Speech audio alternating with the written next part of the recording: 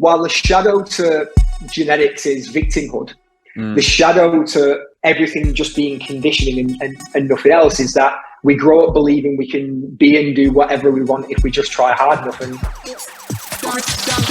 you're listening to the Everyday Legends podcast, the show that is dedicated to championing everyday men and supporting you in getting more from life, love, and the everyday. I'm your host, Mike Campbell, and the aim of this podcast is pretty simple: to support you in building rock-solid foundations, legendary integrity, and kick-ass relationships with plenty of stories, a load of lessons, and a solid dose of some loving straight talk. So let's get started. Hello and welcome to the Everyday Legends podcast. I'm your host, Mike Campbell, and today I'm pumped to bring you another great guest episode, Mr. Kyle Riley. Kyle is someone that I have met here at my time in the Gold Coast via my wife, Nadia. Kyle knows his partner, but then also I met Kyle's business partner before this. And this is all in the fitness industry that I kind of like skirting around the edges of with my wife for quite some time. I would go down to Filex, the big fitness convention here in Australia, and I was the eye candy, let's call it, stretching myself a little bit there. I was the bit on the side. Look, I was my wife's partner, and I would go along to the events, the VIP events and stuff, and just hang around the sides and get to chat with cool people. And I met people like Kyle. Now, how did this come to be a podcast here? Because many reasons. Kyle's a like wildly intelligent dude, and recently-ish, depending on when you listen to this, I made a post on my social media, and it was around how, hey, you know what, men and women were different. In fact, what I said was, men are not big women with penises, and women are not small men with breasts. And hey, that got some interesting conversation going, didn't it? One of the things that I say in that is this. There's a bit in the caption to go along with it, but here's one of the things that is very, very true. Men and women are very, very similar. We are more similar than we are different, but we are different, and those differences fucking matter. A lot of things came into the conversation, into the comments, and then someone came in with a claim that was fairly simple, I suppose. Oversimple, maybe, is probably the term there, where essentially they said, it's all conditioning. And then all of a sudden, Kyle, who I know, popped up with I think, a very astute response to that, which was pointing out, here's maybe something that's incorrect. This person quoted a study, and he's like, look, I actually know that study, and here's what I think you're maybe taking from that and what you might be missing from that. And the conversation really expanded to this whole thing where he started to talk about epigenetics and how our behaviors start to determine what genes are switched on. And all of a sudden, this conversation came down to what was like really going on at the depths of differences at a biological level between men and women. And I was like, hey, you know what, Kyle, we need to have this conversation on the podcast. And so let's get into this podcast, because it's exactly what we're going to talk about, that amongst many things. But one of the things that we're going to dive into here are your genetics, your behaviors, how those things can differ, and how it isn't just how you were brought up, nurture, and it isn't just like your genes, nature. It's a combination of those things, and also the interplay between them. Kyle's got some amazing information here, including like real actual stats and percentages about like what happens here, and this is how this impacts this.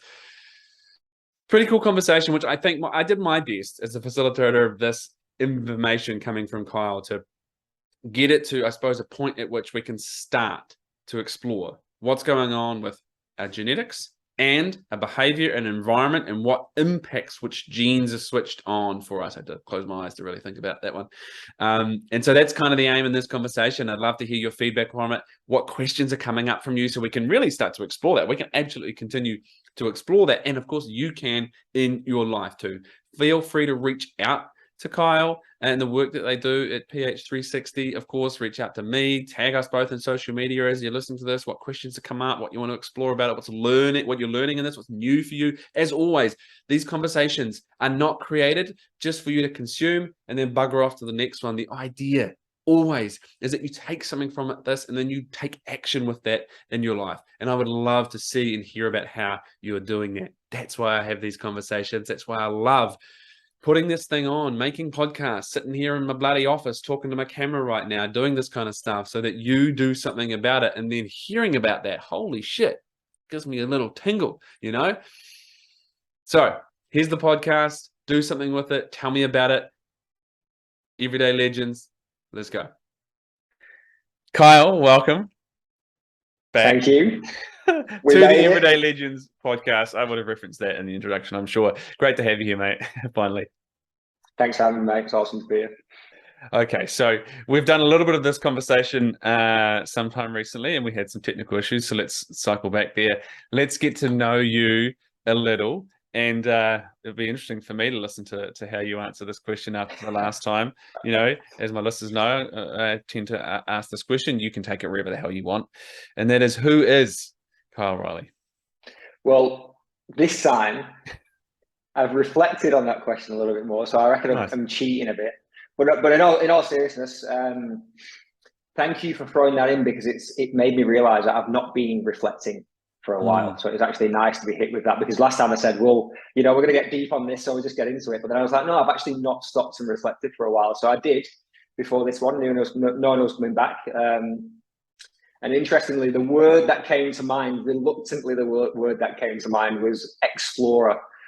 And the reason I say reluctantly is because if anyone that knows me would be like, Kyle, explorer, like, because there's so many attributes to me that I'd say, you know, there's so many parts of me that want to play it safe. And I suppose, you know, that are the opposite of that. You know, I can be a perfectionist at times, and I can have very high expectations where I become very rigid on things. And all these things are, you know, these elements to me are the opposite of what the explorer is. But I suppose if I reflect, and that's what I did, I look back and kind of, you know, what are the choices that have led me to where I am today? And whenever I look at those kind of big, pivotal fork in the road moments, I seem to have always picked the road or the choice that may not have been the well-trodden path, that may not have been the easiest, even though all of my being is saying go and do the easy thing. And when I reflect on why that is, it always comes down to I've always kind of chosen the direction that I believe is moving me closer or in alignment with my sense of purpose and kind of who I'm here to be. Right. And that's where I get this idea of explorer from. I love that, because, you know, the other piece, I suppose, that I'm hearing in that is that there's a duality to who you are. Oh, wow, you're not this, you know, a single track person, right?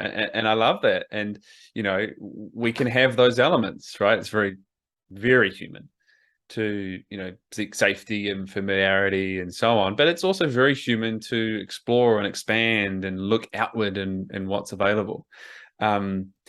Yeah, nice. So then when you go to the Kyle the Explorer, and I'm sure there's a cartoon in that somewhere, and as you said, you know, like exploring towards, you know, what brings you a sense of purpose and who you are kind of here to be. Fill that out for us. What does that then start to look like for you? Yeah, well, I suppose if I look back at some of the kind of directions that I've gone, I remember way back when I was even to the point of before university, and I was looking at the direction of, you know, where should I go? There was kind of two course directions in mind. Yeah. And one was like Kyle, the IT geek that loves technology. That was a big part of my childhood growing up. I used to game and stuff like that. And was just always been around computers. And, you know, I remember Dad saying, you know, there's a good job in that direction. And it's very, you know, there's a lot of money to be made in that direction, and yada, yada, yada. And then there was Kyle, the fitness advocate, who was always involved in sport. Yeah. Always very, very active. So when it comes to that point, I chose fitness over the IT thing. I originally thought I was going to university to do sports science, to be a PE teacher. I got about a year into my degree and realized very quickly I don't ever want to spend the rest of my life in a school. Nothing against teachers. Great job you guys doing. I just did not see myself spending the rest of my life in a school. For that moment. So that was choice number one. And then I realized very, very quickly, you know, it started to feel like it was more around helping people. And this is why I chose the health and fitness direction versus just the sitting behind a computer direction. And then I graduated university, and I went straight into back in England. So University of Central Lancashire in England. Yeah. And I remember I went home and I was like, right, Mum and Dad, I'm gonna be a PT. I'm gonna open my own business, and none of my family have ever kind of, they're in more of that employee mindset, and I haven't run businesses before, and I remember it caused a little bit of friction, like in the house, because there's a little bit of fear there and my parents are super supportive. They've been behind me every step of the way, and I attribute where I am today because of them. But there was definitely a bit of fear there, and I remember this bit of friction around. Oh well, what if you don't make money to pay your rent, and what if this happens, and what if this happens? And again, this is that part of me that was like, nah, like I want to go this way, and that was that kind of that entrepreneurial side of me that wanted to do my own thing. And and interestingly, in the first year, I failed miserably, as you do in business when you learn. You're 21 and you get yourself out there, and maybe in like decent amount of time retrospect, that was the perfect success, right? Because I'm sure it led you on to the next thing. Well, that's exactly right. And then the next thing was, I was like, right, well, I realized that I needed to learn how to sell, because I was terrible at selling, hated asking people for money. And that was where I was falling short in the PT business. I just couldn't run a business. I was passionate about helping people, couldn't run a business to save my life. So I actually went into cruise ships, believe it or not. I got a job working as a PT on cruise ships with a company called Steiner. And they were teaching you how to speak, how to sell from stage, how to sell products. And so I got this great opportunity to learn in an area where I was pretty weak, particularly in things like public speaking and things like that, and travel the world. So again, back to that explorer point, it was always these little nudges where I'd choose these directions. I'd say, let's call it the strategic explorer, because there's always an element to me of like, why am I doing this? Well, I'm doing it for a specific reason. I'm going to take this risk or whatever it is to move me in that kind of direction. So did that for a while, then moved to Australia. I've been in Australia now for around about 9 years now. Working in the fitness industry for the bulk of that time, I had a very incredible job training personal trainers for a number of years with the Australian Institute of Fitness. And then again, another fork in the road came where I was met with this opportunity to be a part of a startup, which was looking at some really cutting edge stuff around things like genetics and epigenetics and personalization. And I've just seen a pattern over the years, either working with clients or hearing back from students that are trained of, we go out there, we apply the best research, we apply the best information for weight loss, muscle building, whatever it might be. And some people get amazing results and some people don't. And that question used to always bug me as to why. And I'd already been researching, genetics and epigenetics and looking into the inter-individuality between human beings and what makes us different. And I was working actually at the Biggest Loser Health Retreat. So it wasn't a TV show; it was a spin-off. For the general public, and they could come in and they'd run a retreat program. And what was really fascinating about that was, this was probably the light bulb for me, was you put people in a controlled environment like that. So you bring they come into the retreat, you lock the gates. And the rest of their life can't meddle with it. That's it. And you control the food, you control the exercise, you control what time they go to bed. And we had all of these lifestyle factors controlled for, yet even in an environment like that, I'd still see some people drop 20 kilograms, some people drop 1 or 2, some people not change at all.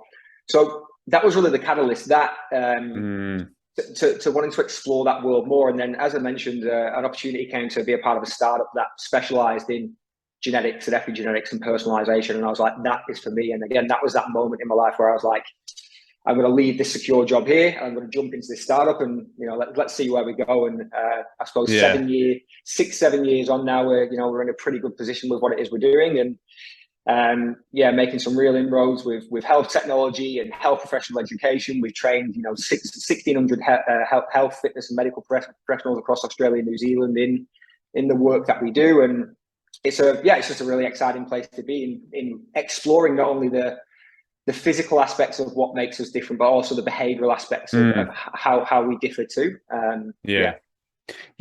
love it. And that's, one of the major reasons why I wanted to have a chat today, is so we can actually start to explore, some of these pieces of our behaviors.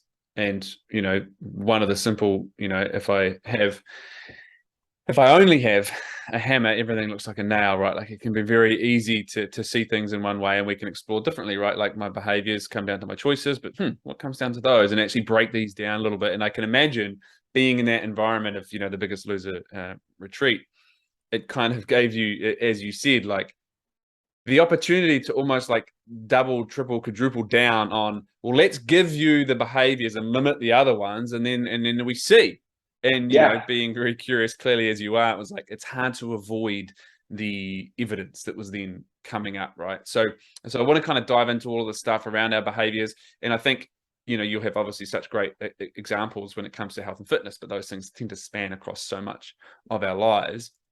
And so, like, listen out for those, dear listener, because I will be. But what I'd love you to start with then is, genetics, epigenetics, and all the stuff that you guys do. Can you give us a nutshell, a 101 on like genetics, epigenetics? Like that's a word that is popping up quite a lot more now. For those who are like, what the fuck is epigenetics? Can you run us through? And then I think we might be able to expand and go down the rabbit hole there of what that actually comes into with you guys and what you do. Yeah, awesome. So let's just take it from the nature nurture conversation, which it's always a big conversation. You've got the naturists on one side that will say everything's genetic. So weight loss, weight gain is genetic, or a person's tendency to be more aggressive is genetically driven. So it's the biological aspect of who we are. Okay, 25,000 genes there and thereabouts. They're passed down from our parents. It's the blueprint that makes up who we are. Epigenetics is the study of how the environment influences the gene. So how the environment influences gene expression. So genes actually lie dormant. They do nothing. They're just a blueprint. They just sit there until they're interacted with by the environment. And then we'll have genes that'll switch on and that'll express, or genes that'll switch off and suppress. So an example, like a really easy example of this is, I'm English. I'm from Northern England, so Manchester, England. It is cloudy 99.9% of the time in England, in that part of England. So my skin color genetically has adapted over time to be suited to that type of environment. Okay, but you take Kyle the Mancunian and put him on a plane and fly him out to the Gold Coast, Australia, where it's sunny all of the time, and now you've got those genes in a different environment. So if I go outside in the sun here, I'm out for 10, 15 minutes and I'm going to start to burn pretty quickly, compared to a person that has different genes. You put them in that same environment, they'll respond differently, if that makes sense. Yeah, right. Nice. That's a simple one. Yeah. And then, okay, cool. So now we start to look at, because one of the things I'm getting in there, like, it's not necessarily. I love how as humans, right, we want things to be so fucking simple and cut and dry. And I see this so much in men as well, like the black or white. It's one or the other. The masculine wants this detail. Show me the detail, I can, right? And so we see, oh man, I see this in so many things, but something like that, like nature or nurture, like, oh, what I'm hearing here is it's a bit of both. And in fact, the nurture impacts what is kicked into gear in the nature, so to speak. Yeah, 100%. And I think I'd say that's probably a general rule for most things that are polarizing out there in social media land or whatever, is the answer does lie somewhere in the middle often. And it's the same. Yeah. It's the same in this aspect. There's differences in different areas. So, a really fascinating one when you look at behavioral genetics, which is an incredible field of research. You'll find that on average, around about 50% of our traits are actually genetically driven, which is pretty huge. So, about half there and thereabouts, but then, in that you kind of think to yourself, so it's half genetics and then half nurture. It's, your school, your upbringing and blah, blah, blah. But what I find really fascinating actually about the behavioral genetic findings over the last decade is when you look at that, 50% of our behaviors are genetically driven. The other 50% is made up of the rest of the environment. So, that's saying that our genetics are playing more of a role than school does individually, and who you're parented by individually, and so all these things absolutely matter. But the genes are actually playing half of that pie in terms of a role, which is actually bigger than I ever thought. I've always come from this background, particularly being in the fitness industry, of you're in control of your health. You've got to take control, just have more willpower. Just eat less calories, do more exercise, reducing it to these simplistic ideas. My purpose used to be to empower people in taking control of their health and happiness. And some of the findings that I've kind of was the extension of that, take control by just like fucking taking control of these behaviors. So here's the behaviors, here's the actions, do them. Yeah, so for me, it came from this place of, I suppose it's the control freak in me that doesn't like to be told that you can't do something, let's say. So, you know, you can't lose weight or you can't build muscle. And I suppose this is the issue at the minute, or what I've seen over the years, is there is a pendulum swing. So we've gone from this idea of understanding genetics and say, yeah, genetics play a role. But then it's often either a scary conversation, or it's a conversation that people don't really want to approach, because the shadow of talking about genetics is victimhood, because you can't change your genes. So you can't control what genes are passed down to you from your parents. So as soon as you start going into conversations about how much genes play a role, people kind of want to avoid it, because it's like, oh, I don't want to go there because there's nothing I can do about it. And it's not actually the case, and we can discuss that as we go through. But what's happened over the years? Well, the epigenetics, right? Yeah, and that's it. Enter epigenetics. Epigenetics is the whole thing. Is saying, you know, you are in control of your lifestyle, which means you can control which genes switch on and off, and therefore you can control your health. But over the years, we've kind of swung the pendulum over to it's all lifestyle, it's all environment, and nobody's talking about genetics. And what I actually find is that that's leaving people at a disadvantage, particularly with behaviors. Because, you know, if we use weight as an example. So, and I didn't know this, weight is around about 70%. The heritability of weight is around about 70%.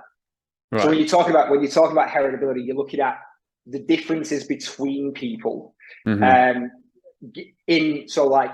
given point in time. So right now, Western society, let's say, all things equal, the heritability of weight, so the difference between my weight and your weight, you can attribute about 70% to genes. I did not have an idea, any clue that it would be that high, particularly being somebody that's always been like, you know, exercise and nutrition, you eat healthy, you exercise, you can control your health, you can control your weight, and you absolutely can.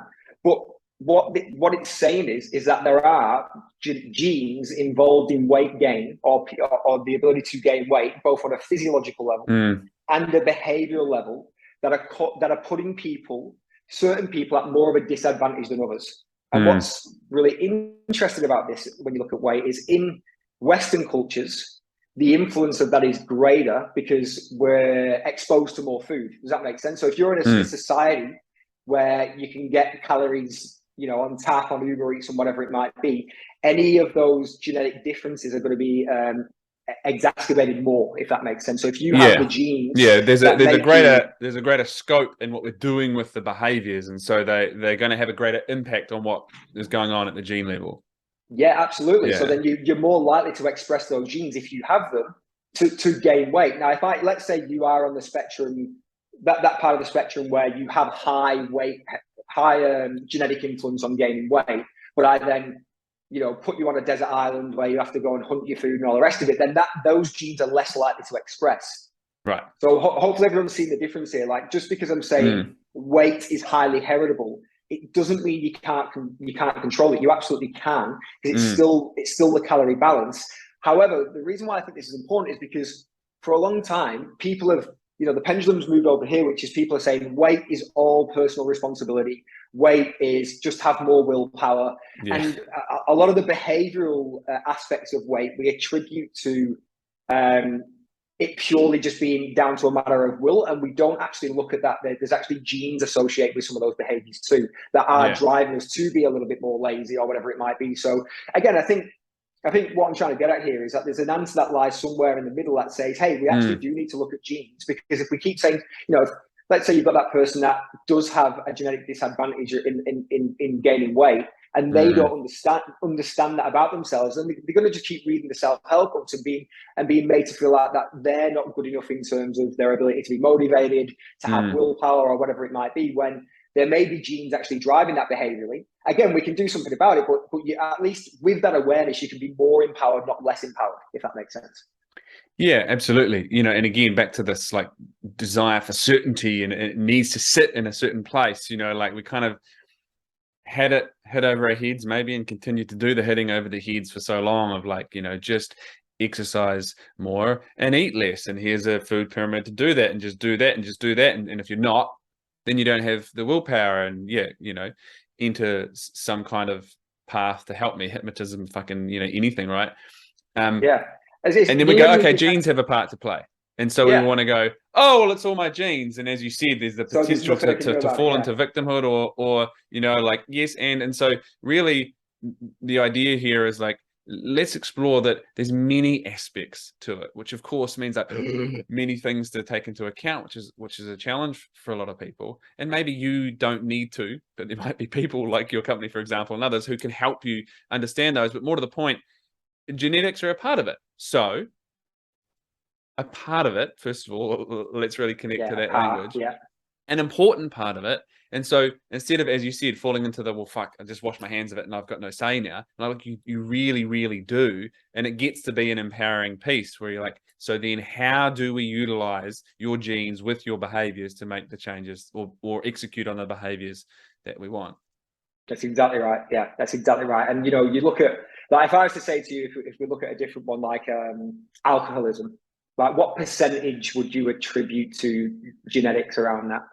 Yeah, I If you to have a guess. I wouldn't have a clue. A genetic, I mean, I'd have a stab in the dark and say, you know, like 40% or something. Yeah, it's between 40 and 65%. Right. Which is crazy. Like that, there's genes driving addictive tendencies within people, and again, it's really important. You know, it is only an aspect. So again, it's really important we don't fall into the victimhood of, oh, you know, there's nothing we can do. But there's something to be empowered. You know, there is an empowering conversation that if you know that you have genes that are driving you towards more addictive behaviors, you can still then go and control your environment to say, well, hey, I definitely need to make sure I work extra hard on creating the environment around me that doesn't expose me to the things that then may trigger me down into a negative direction. So yeah, like you say, it's just that, it's that tricky nuance between understanding how you're naturally built genetically, and then with that information, using it in an empowering way to make better decisions to create an environment that supports switching on good genes and suppressing the genes that you don't want to have express, if that makes sense. Yeah, and which I suppose, you know, as we kind of alluded to before, for a lot of people could feel like a big scary mountain. Like, well, there's even more information there that I don't know how to address, right? And so I suppose perhaps the invitation is understand at the very least from that there is more tools that you can call upon, right? And, you know, a simple to use the health and weight kind of example, hey, just exercise more and eat less. And even for some people, like, hey, this worked for me, then it should work for you. Well, like maybe, but you might have a very different blueprint, which is the language used before, which I love, right? Playing out on a gene level that will impact how much that might work or not work. Right. Yeah, and so how harder you might have to work, and at least that way it sets up realistic expectations for people, because you know you can have some people training 5-6 times a week and hardly getting any change, and other people that will train once or twice a week and have a more dramatic effect. Now, yes, some people will have to work harder than others. That's unfortunately the way it is. But also then at some things, but they might get the rub of the green and something else in their life. Yeah, absolutely, and that's the part we call that biological genius in that. Every perceived weakness, there's a strength that sits on the other side of it that we've just not unearthed yet. And I think that's a really important point that you make. You know, is actually having more awareness around. By having more awareness around your traits, you can start to see, you know, where you might not have the rub of the green, but also where you do, and then that can further, you know, support, you know, the life choices that you make, and so on. But you know, back to the exercise thing. You can still then take that one step further and look at different ways of training to elicit a better response, even if that other protocol wasn't working. So again, there's still so many elements of control even within the genetic conversation, which is really, really important for people to understand. Yeah, beautiful nuance. I'm going to continue to invite people into that nuance, right? Like to me, it sounds cheesy, I suppose, but when we the way I look at this example, but more broadly, right? When we want that black or white, I think when we're desperate for black and white, life tends to have less color, you know, but when we can actually learn to be in the gray a bit more, life can become more colorful, right? But if you don't have the tools or the know-how or the resources, then obviously go and search those things and find them. So where I want to go now is I want to tangent this as a foundation and then bring this into a different conversation, but the same conversation really. And this is, you know, how we kind of got to this conversation, you and I. There was a post that I shared on social media, and it was kind of essentially calling the differences, speaking to the differences in men and women. And one of the things that I said is this: men are not big women with penises, and women are not small men with breasts. And, part of what I spoke to after that was men and women are more alike than we are different. So much more alike than we are different. And there's some differences, and they're really important and significant to pay attention to, not necessarily to put our house on, right, to go all or nothing on, but to know and understand and explore. And then there was some communication and some comments, and this isn't to pick on this person, but this is kind of where the conversation came from, so I really want to explore it with you. And there was a bunch of stuff, and then this one piece: let's address the point that says it's all conditioning. And there was quite a bit of a conversation in there around all of that, right? Some wonderful points that you shared to kind of speak to that. But then also you came in with something that said there was 2 key findings in behavioral genetics immediately disprove the notion that behavior is all conditioning. So 1, all behavioral traits are heritable. And then 2nd, that DNA accounts for 50% of variance, meaning that each of the things that are very important, parenting, school, things that we've been through, social contrast, etc., don't play as much of a role individually as genetics do. So as you said, whilst the brain might look similar, there are absolute biological and behavioral differences between men and women because there's so much coming from the level of the gene, right? So then those other things that we are subject to, parenting, things that we go through, school, social contrast, etc., is that saying that they then determine what is turned on genetically for us? Yeah, so essentially the nurture element, so all those factors that you said will influence gene expression, absolutely. So what genes switch on and off are dictated by the environment that you surround yourself in. So if I'm exposed to, let's say, a bully at school, then my genes will take on that information in that moment. Let's say the bully is walking towards me and is about to, kick off or whatever it might be. And I will take that information in, and then my gene expression will change. So obviously there's going to be a fight and flight system that'll kick into play there. There'll be a release of adrenaline, cortisol, testosterone. But then the variance in how you respond to that situation will have a significant genetic influence. So some people are designed, let's say, to be more on the fight side of things. So when danger comes towards them, they'll have more testosterone, more adrenaline, even thicker adrenal glands. So when they see a threat, they're more likely to move towards it. Okay. So in the bully situation, they might be more likely to either fight back or whatever it might be. Other people, a little bit more neurologically sensitive, don't have that same kind of testosterone drive.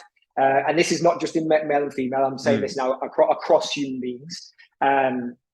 And have less physical resilience, and would be on if you look at personality, the different personality styles would have, let's say, higher neuroticism, which means they have a stronger reaction to threat, and in that situation would be looking for a way to think their way out of trouble rather than fight the way out of trouble, whether that be run away, whether that be try and talk them down, whatever it might be. So I suppose that the balance here is to say that, yes, of course, the environment is going to influence you. Of course, if you're put in a stressful situation, your gene expression is going to change as a consequence of that stress. But the way that you deal with it can also and is driven by our biology. Yeah, and I suppose it's a challenge because it's going to be hard to really know that, especially for the 8-year-old kid who's in the middle of it, but also for us looking back at it, right, in terms of how much that has had a part to play. And so I suppose one of the things that we can, at the very least, take away from it is like, there's all these things are playing a part. Because I suppose one of the things that maybe by association of the it's all conditioning, that we might have now as an idea in the realm of, like our own our own growth and experiences as a human is like, we go through trauma, and we all have trauma, which maybe a better term there might be, we all experience shit, and then we all have reactions to responses, and then compensations and coping mechanisms and so on to that.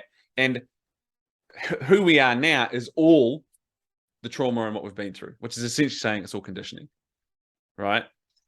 So how do we start to navigate that then, knowing that, it isn't all the trauma that I've experienced, those things play a part in it, but actually a big part of all of that is what's going on at my gene level. And this is where, you've got to look at what are the constants, because the environment's always changing, right? One thing that's constant is the genes. This is the amazing thing about the genetic research is when you're trying to tease apart what's genes and what's environment, the way they'll do it in research is they'll look at identical twins.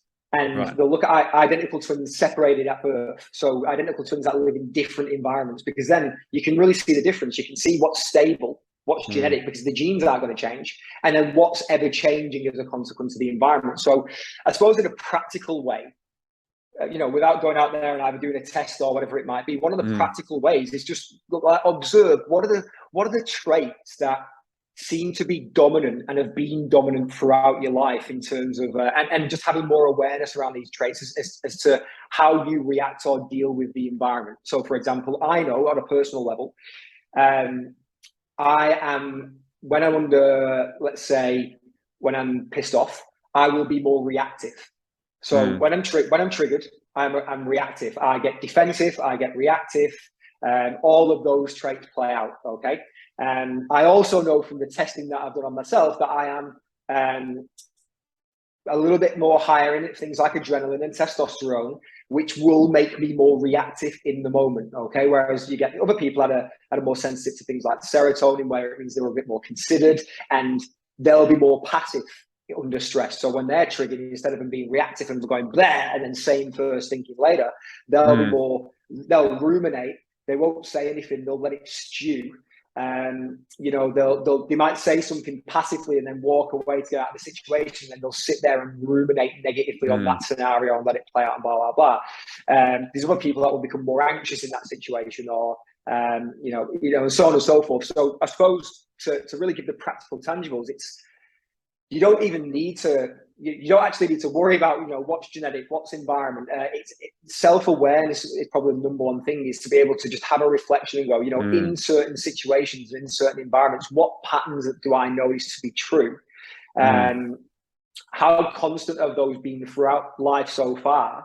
And what you'll notice is there's certain things that are easier to fix. Or I say fix, you might not need to fix it. There's certain things that are easier to change, which means if there's more pliability there and there's less resistance, then it's probably got less genetic underpinning. Whereas I'd actually say the more constant it is throughout life, the more that biology would have a say within that trait, if that makes sense.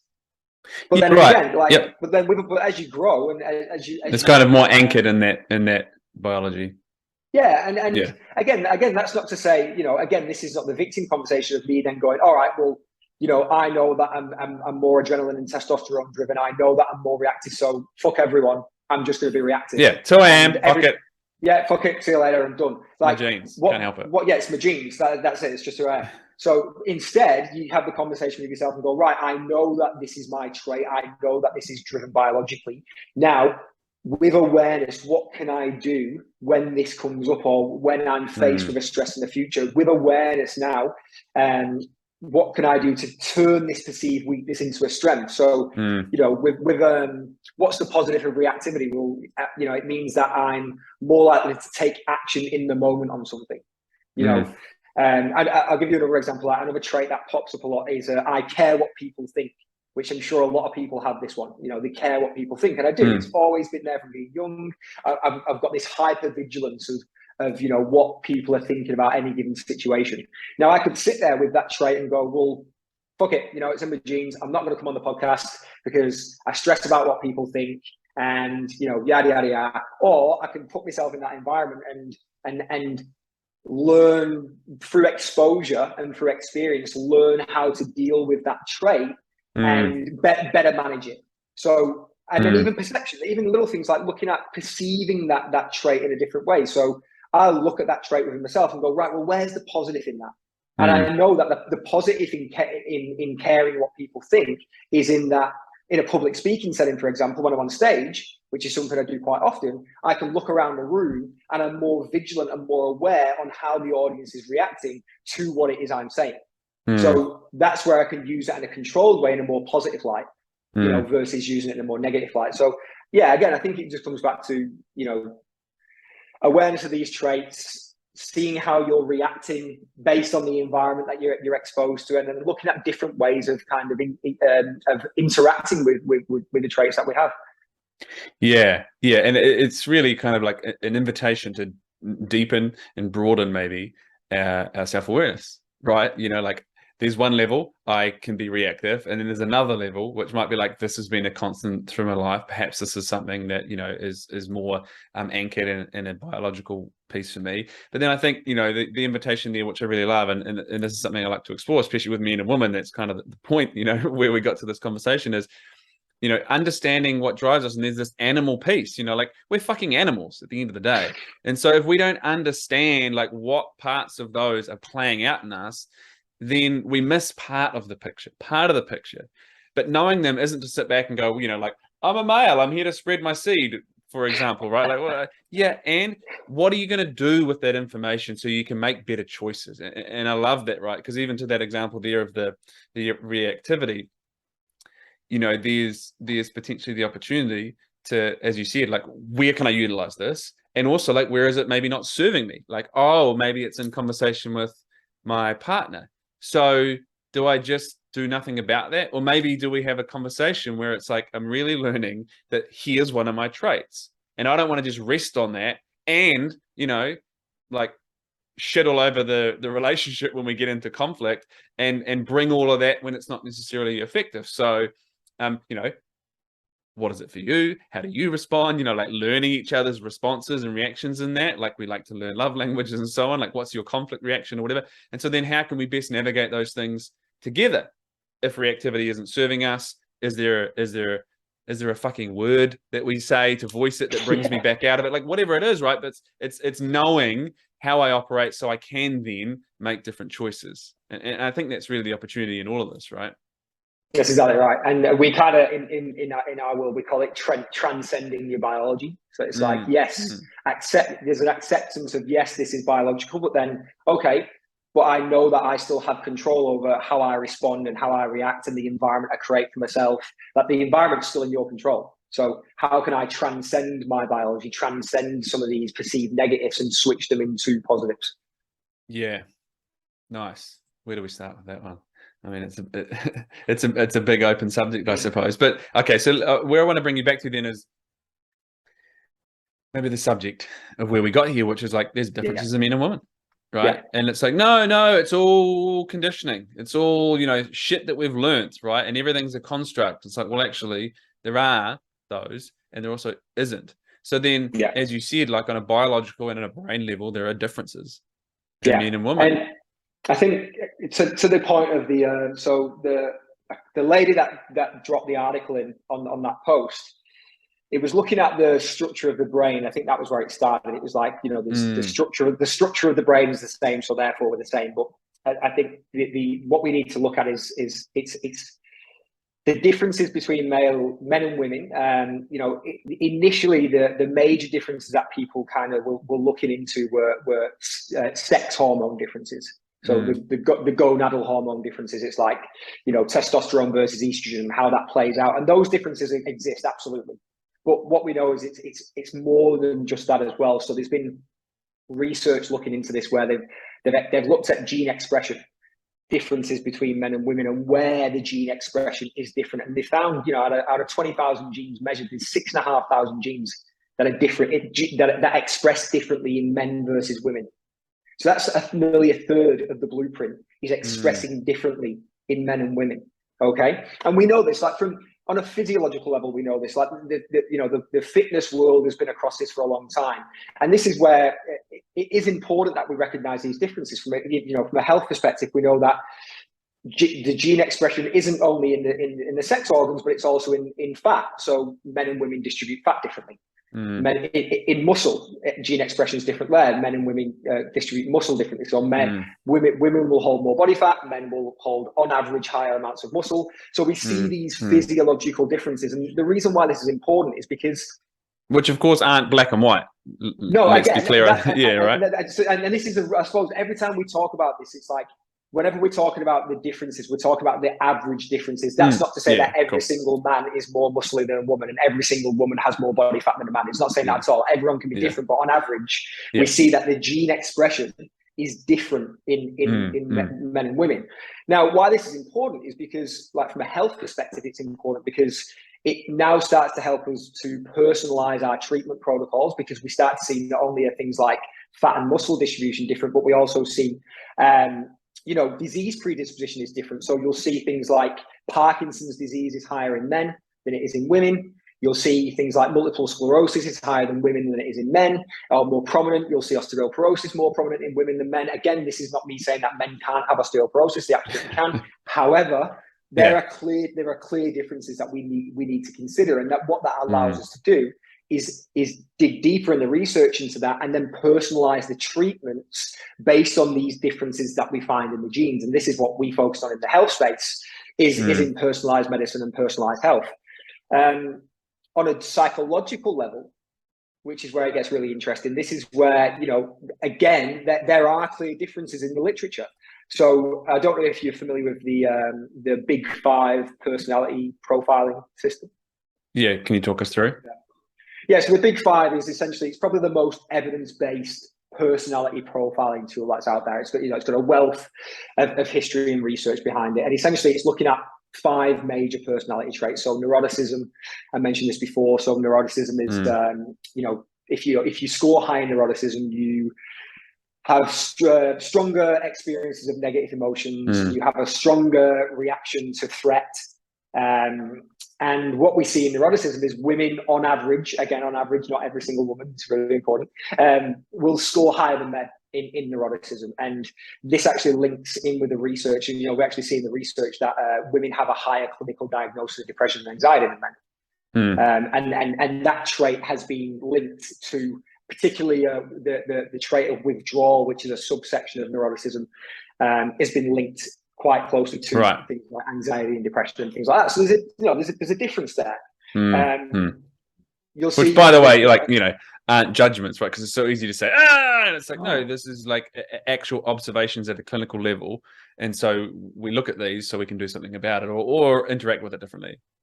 Yeah, or and as back to what we said before, is there a perceived strength on the other side of that perceived weakness? So we don't have to see it as a weakness. Like, of course. What would be the strength to having a stronger reaction to a threat? Well, it's going to make you fiercely protective of loved ones, for a start. Yeah, which of course makes absolute sense to the mother of a child that is so innate in the biology, therefore switched on, et cetera, right, to paint that picture. Absolutely, that's exactly right. So that's neuroticism. We've got agreeableness, which is, it's if you're high in that, you're probably going to be more compassionate.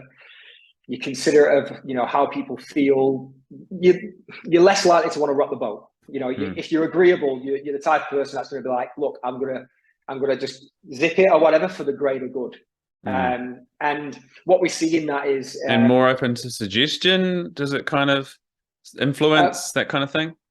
Yeah, for sure. Because if you're agreeable by nature, you're more likely to just go along with the suggestion. If by going along with it means that you keep the group together. So the value, so the value hierarchy of like connection and togetherness would be higher in people that are more agreeable. So you will. See what comes to mind when you say that one?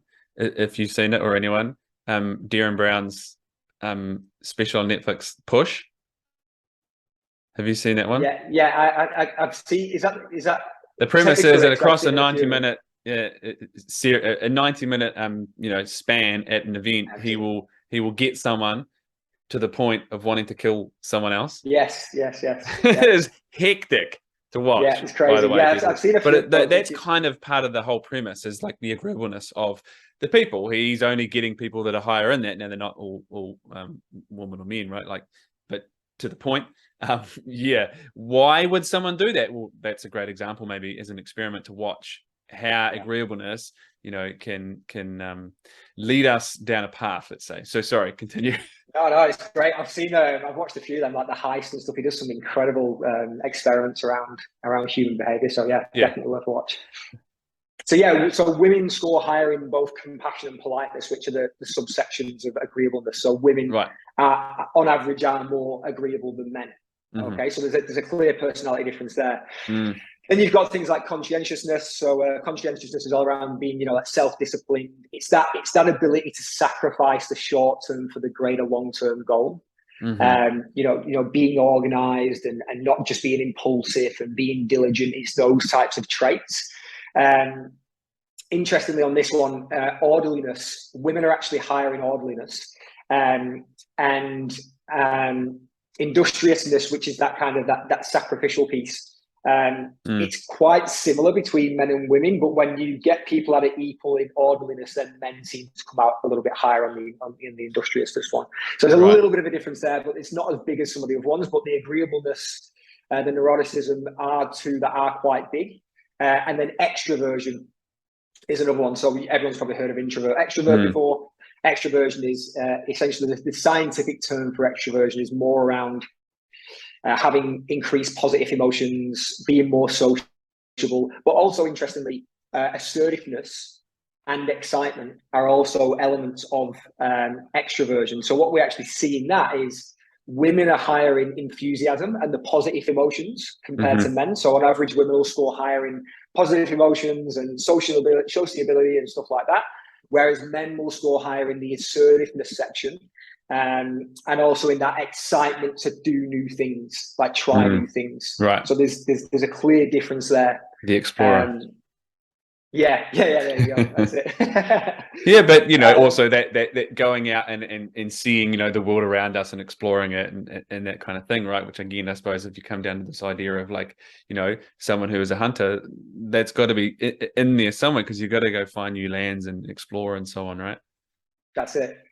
Yeah, and then the last one, openness. So we're looking at openness, which is like your imagination and your creativity and those types of things. Women score higher on openness, which is quite interesting too. So again, there's differences, and I suppose when you look at the Big Five, obviously it is a subjective questionnaire, so people are answering based on their own interpretations and perceptions of themselves, which that has to be taken into consideration. But it is a highly validated tool. The way the questions have been designed has been designed in a way to try and eliminate as much bias as possible and things like that. And they have actually done genetic research alongside the Big Five. So they've looked at the heritability of the traits, which I actually find quite interesting. So you'll see. That's where my question was going to go. Yeah. So to the question, and it makes sense because that's been conditioned into us, right? Kind of thing. So how do we explore that on the genetic level? Yeah, well, interestingly, extroversion 53%, heritability, agreeableness 41%, conscientiousness 44%, neuroticism 41%, and openness 61%. So again, they all sit between that 40 and 60% range of having genetic influence. Right. So it isn't enough to say that, we've all just been conditioned that men are more assertive and men are more assertive and women are more polite or whatever it is. It's not that it's just societal conditioning that's caused that. There's actually biological influence that's driving this behavior too. Yeah, and then to I suppose the earlier point, and then what we are subject to and what we experience, and perhaps what is conditioning, which we tend to we can put a bit of a bad label on that right term sometimes, will then determine how much that stuff might be turned on or not. And there's another really interesting. There's a guy called Robert Plomin. So Robert Plomin is probably like the godfather of, let's say, behavioral genetics. He's done a big bulk of research in this area, and he's got a great book if anyone's interested in this kind of thing called Blueprint. So Blueprint by Robert Plomin.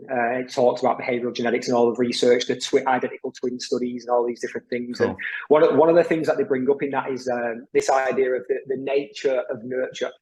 Right. So the nature of nurture is this idea that what we think is nurture in terms of, we act this way because of our childhood or our schooling or whatever it is, actually also could have an underlying genetic influence, because it's actually saying that we we seek out elements of the environment or nurture. So we will seek out schools, or we'll seek out jobs, or even the way our parents treat us actually has a biological underpinning to it as well. So it's the nature of the nurture. Yeah. So for example, let's say as a child I was more introvert, okay, and that we know that introversion has a genetic push. Okay, there's a genetic influence of introversion. So as a consequence of my genes, I now act a little bit more aloof. I self-isolate a little bit more, which isn't a bad thing, by the way. Some people genuinely need to go in a dark room, switch all the lights off, and recharge their nervous system, because their body is not built for lots and lots of external stimulus, whereas other people's bodies literally are built, they have more physical resilience to take on lots of social energy, just as a little side tangent. So it's never, people might often perceive extroversion to be the positive and introversion to the negative. It's not that at all. Again, there's strengths to both, and some people need one or the other to feel healthy. So it's different. But anyway, that's a side tangent. So if I'm more introvert naturally, and I then, as a consequence, express those behaviors, so I'm a little bit more aloof. Let's say I get home from school as a 15-year-old, and instead of saying hi to mum and dad, I run upstairs and I shut the door and put the headphones in, and that's the end of it.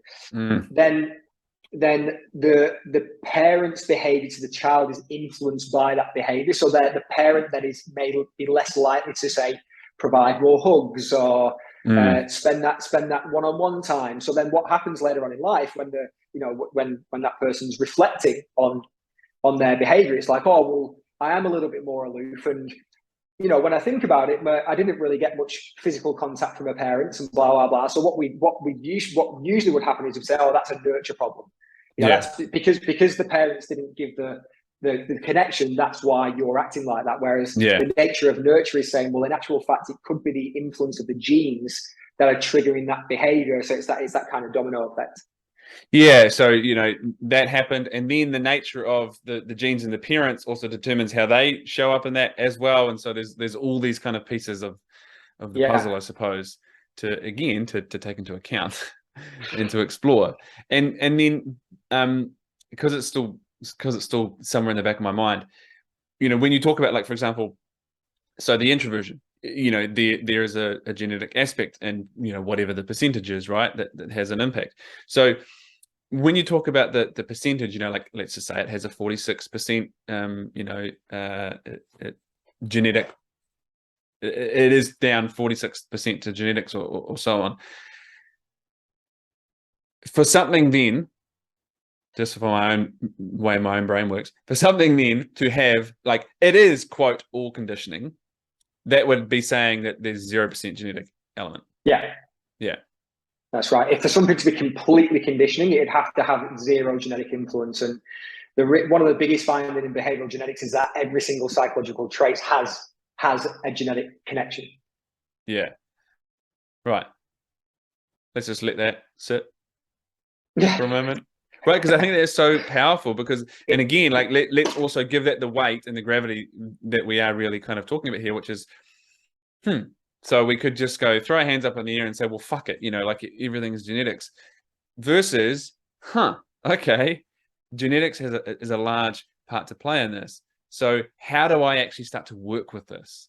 Yeah. And how do I potentially look at things differently? Like, as you said, it might not be like, oh, fuck this, and I can't do anything about this, but like, well, what can I do about this? And what's the other side of this coin? What's the other side of my agreeableness? Maybe it gets me in trouble here. Maybe it's my fucking superpower over here. Exactly. And I suppose this is where why I'm so passionate about this is because imagine if we ignored that side of it and we thought it was all conditioning or it was all environment. So, like, if you take, let's say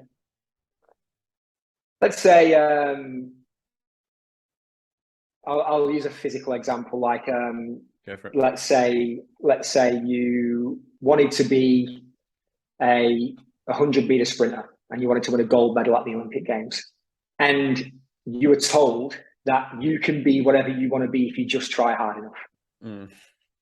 And then off you go throughout your whole life, working your absolute backside off, training, doing everything you can to be a gold medal sprinter in the Olympics. And it turns out that there's this genetic component that's saying, that's not your direction. Slow as fuck. Yeah, that's just not your direction. Like, in fact, your direction is actually in, you're really strong and you have large cross-sectional area of muscle tissue, and you've got these incredibly, explosive genes, let's say, and your biomechanics are in such a shape where you're built to pick heavy things up, and you should be lifting weights, not being on the track. Like, that's really powerful. I think that's an important piece of the puzzle that we want to look at, because I suppose that while the shadow to genetics is victimhood, the shadow to everything just being conditioning and nothing else is that we grow up believing we can be and do whatever we want if we just try hard enough. And, as much as a lot of the self-help books will try and push that, there's a great quote actually in Blueprint. Well, if you're man, if you're male, you can have a baby. So there's one way that we can. Yeah. Doesn't matter how much you want exactly it. Right. Yeah. Sorry, where you go? No, there's a great quote in the book Blueprint. Actually, it says, we've been conditioned to, by things like, if at first you don't succeed, try and try again. And it's like, well, if at first you don't succeed, try and try again, and then give up before you look like an idiot. It's like it's that balance, right? Of like, you don't want to be going in the completely wrong direction when you've got this kind of blueprint, this biological blueprint that is going to allow you to excel in a different area. Yeah, or not excel. It's a waste. Right? It's a waste of genetic potential in a way. Yeah, right. Because again, like, you might be missing that there's another avenue for you over here. But if you've convinced yourself that you're going to be the best sprinter in the world, and your body's like, then even the best, right, who do have the genetics, only one person can win, right?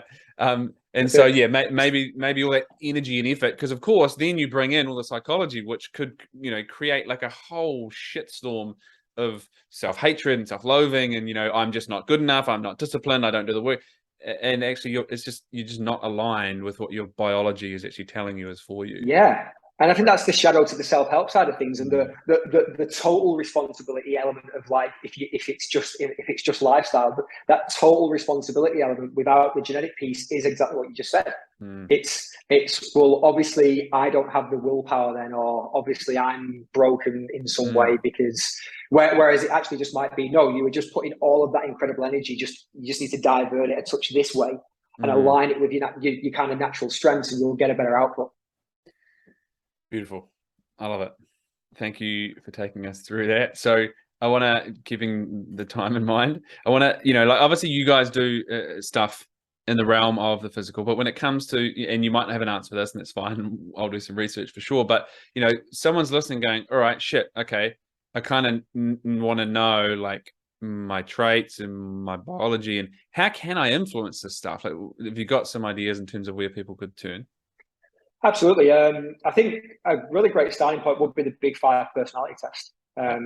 It's a questionnaire. You don't need to do any gene testing or anything like that. You can answer the questions, and it'll give you a breakdown of where your higher traits are, and just having the awareness of something like that can just give you a nice lens and a tool to navigate life and see what comes up. Just holding that awareness, I think that's the biggest thing. Even if we take all the testing away, if you walk away from this conversation with, I'm just going to observe my behavior in the world and see where my strengths are and where my perceived weaknesses are, and then look at ways I can change the environment around me or change the environment within myself to better work in with these traits, then it all starts with awareness. So you don't need a test to just practice self-awareness. So I'd say start there.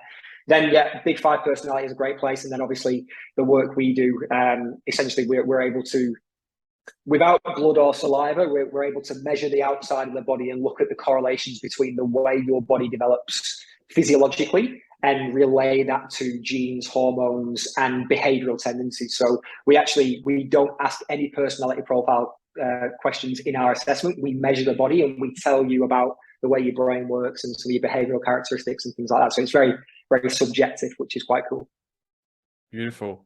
And I'll make sure that we put, with the episode, all the ways in which people can find you and you guys and what you're doing. But do you want to give a quick plug for that while we're here? beyond what you do, but give us the name and the things. Yeah, of course. So the assessment or the program is called SHAPE, and that's run by a company called PH360. So you can go to ph360.me and find out all about how to do your own assessment and things like that. And then for anybody, or if there are any health professionals out there in the world, then the education aspect is the Precision Health Alliance. So precisionhealthalliance.org is where we train health professionals, fitness professionals, medical professionals in understanding not only personalized behavior, but also personalized health from an exercise nutrition perspective. Beautiful. Yeah, we'll get those links in. And I think that's really, for me personally, one of the big things I find so interesting, right, is like looking at behavior, because we've talked about this. My personal experience as being a PT coming in at university was very similar. Like, okay, science, cool. And then like people, oh shit, people, right? Behavior, like behavior. And really it was always down to like behavior change. And so behavior is at the root of so many things, but it's not just that. And so helping, kind of build out that puzzle, I think is so powerful. And that's probably one of the things that can empower and arm so many people as well in understanding themselves and their behaviors. It's not just as simple as saying, here's the behavior, go do it, but perhaps what else is around that. Yeah, absolutely. I think for me, that was, I got into all of this because I was trying to understand more about exercise, nutrition, the elements of what it takes to personalize those things to get people healthier. But the more I've explored this world, there it is, that word, the more I've explored this world, it is the behavioral aspect for me that has really, really caught my attention and really caught my passion. Because like you say, you can have the best nutrition plan in the world, but if you're not going to follow it, it's not worth the paper it's written on. So understanding more about what's happening in the brain is definitely the foundation to it. Beautiful. I think we tied a nice little bow there with exploring this world. Kyle, thank you for coming on the show. You absolute legend. Thanks, mate.